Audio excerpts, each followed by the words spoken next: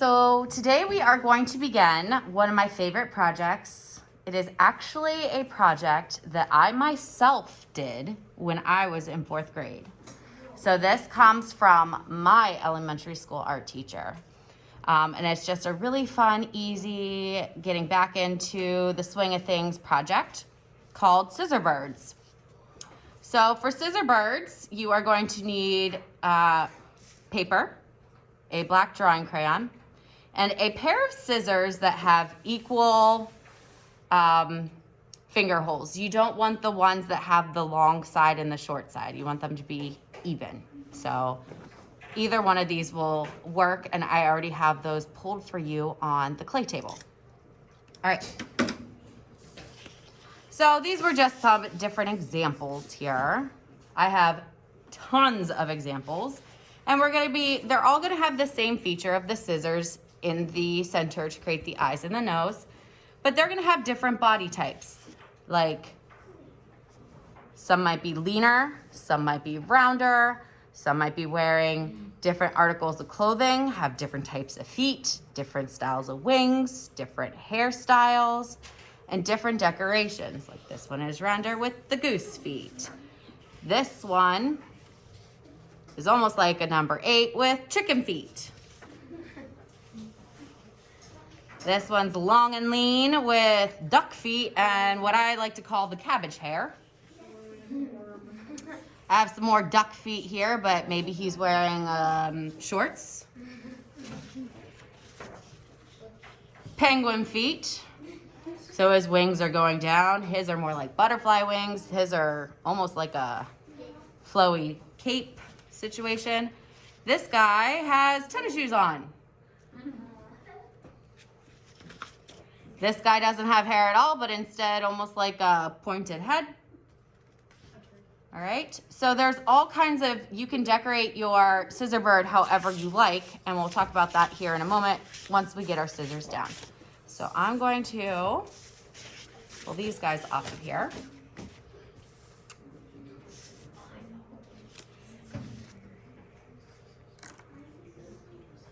And zoom in some.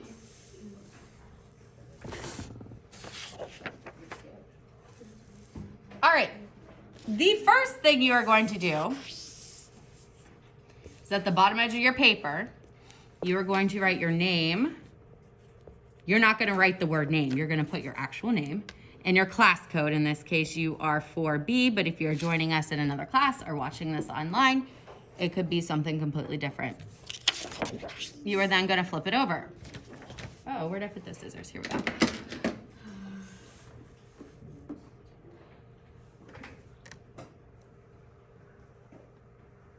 Then, not all the way at the top and not smack dab in the center, about 1/4 of the way up on your paper, you're gonna place your scissors, hold it with one hand, and you are going to trace around the outside of your scissors. And you are going to trace the inside of the finger holes. You are not going to try to trace this little area in there. 1, it would be really hard to get your crayon in there.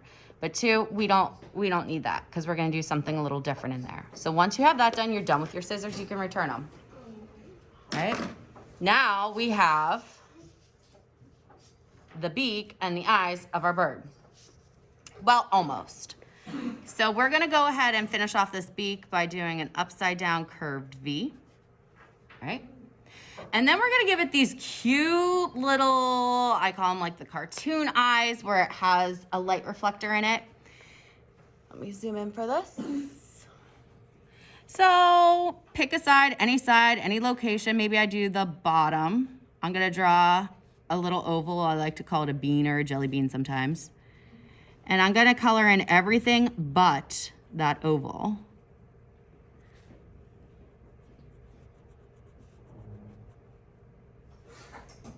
To give it that cute little light reflection.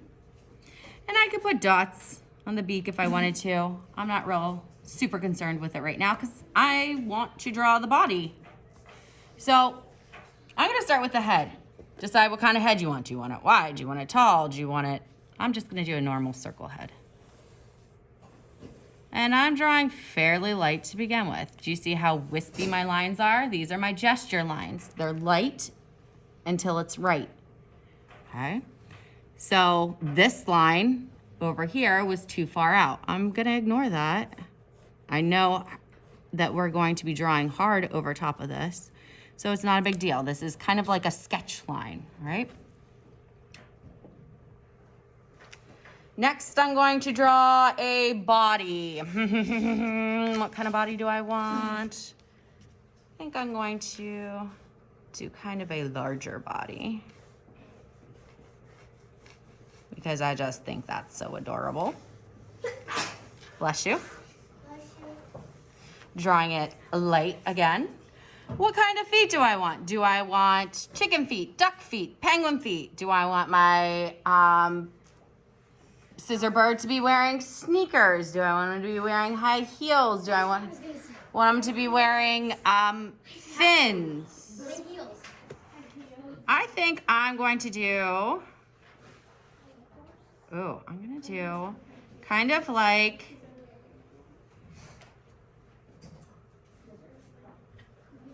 fake pair of shorts coming out of the bottom.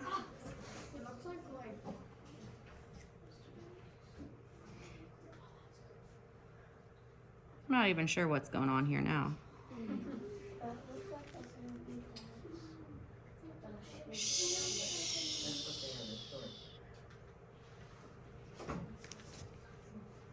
I think I'm just making my own kind of feet.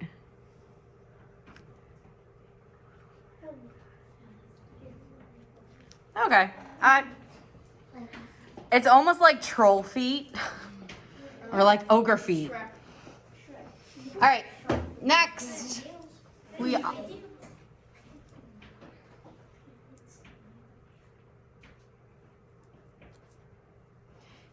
we need to give them wings. Are they up? Are they down? Are they out? Are they fluttery butterfly kind of wings? Are they bat wings? Are they, I think I'm going to, have mine come out and just wave down.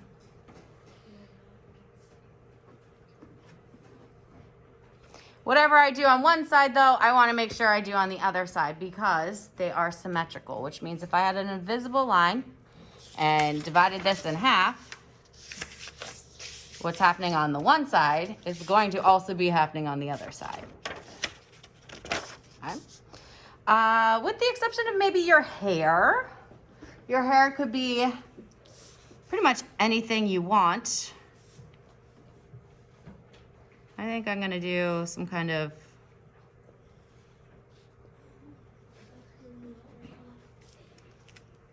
hair like that. And is he wearing clothing? I did give him kind of these shorts, so maybe I do give him pants with a belt. But the top of him, I'm going to do the feather pattern. We also use this for fish scales and roof shingles, and we've used it numerous times in the past. It is just the capital letter U that starts in the one below it. This way I have lots of different colors that I can put into my scissor bird.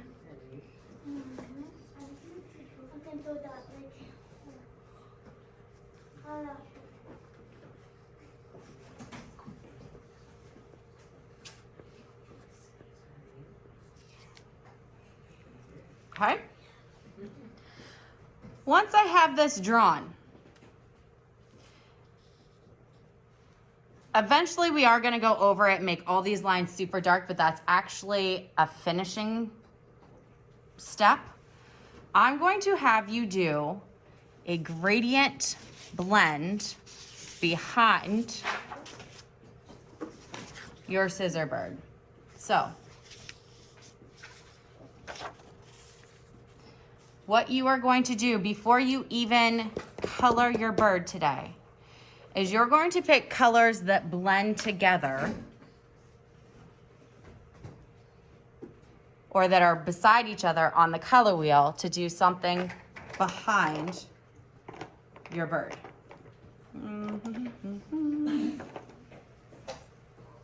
Now, could it be a pattern and go back and forth? Absolutely. Does it have to be a pattern, go back and forth? No. In this case, it went from red to like that purple red to a purple to a blue purple. In this case, I was doing oranges. Here, I think I'm going to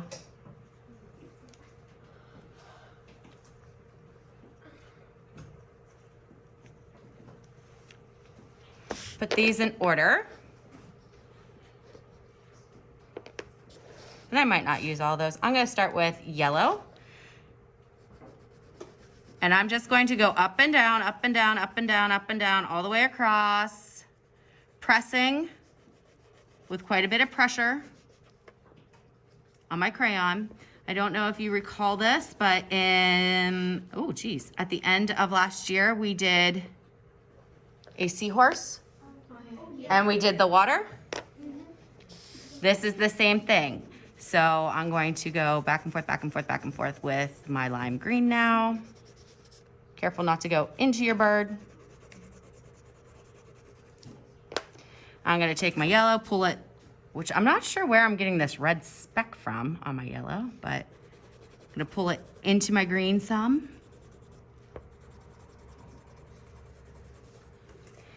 Then the next color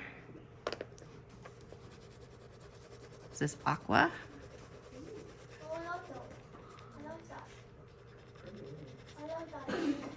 And I'm going right over my black because like I said, we're going to retrace over our lines here. Probably next class. And then I'm gonna take my lime green again and pull that into the aqua. So we get the idea of this. This is not the first time we've done it, right?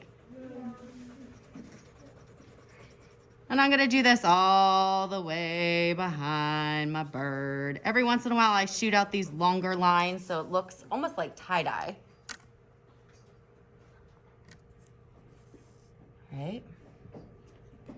And if you have your bird drawn and your gradient done today, you are in excellent shape for next class. Please remember that your drawing crayons, the black drawing crayons, are not going into the bins. There should be some black in the bins, but you're going to get these from the clay table. Please return them to the drawing crayon cups and not your crayon bins at the end of class. Do we have any questions on this?